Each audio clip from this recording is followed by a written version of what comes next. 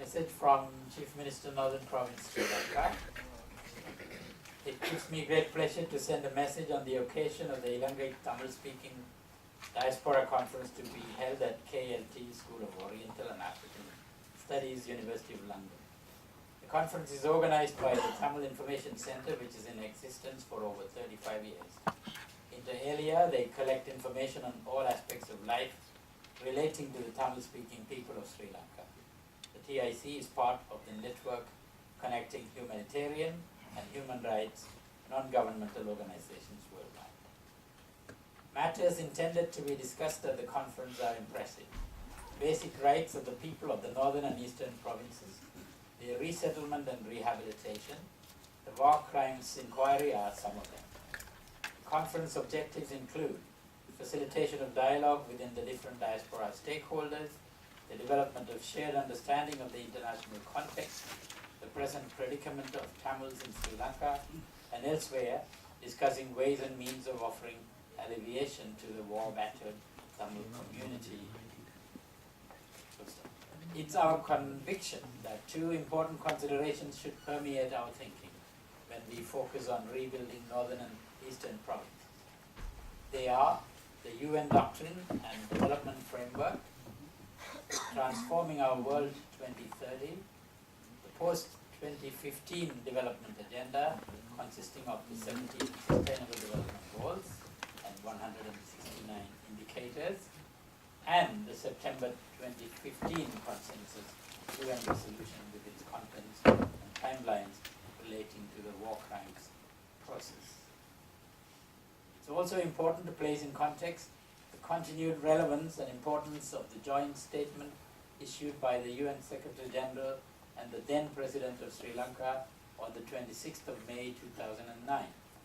That was the basic framework envisaged and contained important elements of the state-building and peace-building parameters for the development of post-war northern and eastern provinces. It is to be remembered that the structural causes of the conflict have not yet been addressed, and we are presently experiencing only negative peace.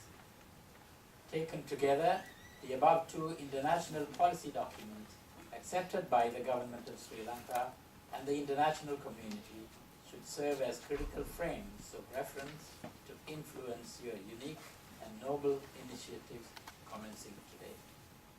We have been, since taking office in 2013, insisting on closer collaboration between us and our diaspora communities, suggesting diaspora brain gain and their uniqueness in transforming our traditional habitats. They have a critical role to play.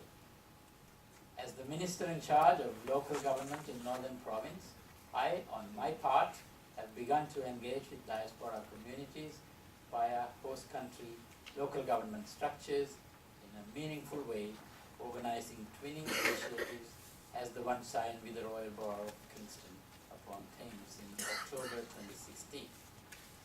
Now we are in the process of entering into another arrangement with Markham City Council, Toronto, Canada, early next year. Prime focus in this regard is to pave the way for knowledge and technology transfer from the respective developed countries, including the diaspora, to the war-affected northern and eastern provinces to reconstruct and develop, enabling the current and future generations to live with security, peace and dignity. We've also been pushing for at the highest level of the government to establish the long overdue Chief Minister's Fund, and in the process of providing a mechanism to directly facilitate diaspora brain gain. In addition, we have also established within my ministerial portfolios a structure to facilitate and encourage and enable diaspora contribution for investment and participation. I will be happy to share more details in this regard in the new year. It's our vision and policy that our provincial government do engage and interact with Tamil diasporas to serve the war-battered communities in our provinces. We therefore do recognize and appreciate the continuous contributions made by TIC to date and look forward to unified diaspora initiatives focused based on the needs and priorities of our war-battered communities in Northern Province and Eastern Province, more than mere political considerations. Let me wish all of you a Merry Christmas, a Happy New Year, and hope that your collective diaspora initiatives would augur well for all communities in the North and East. Justice C.V. Vigneswaran, Chief Minister, Northern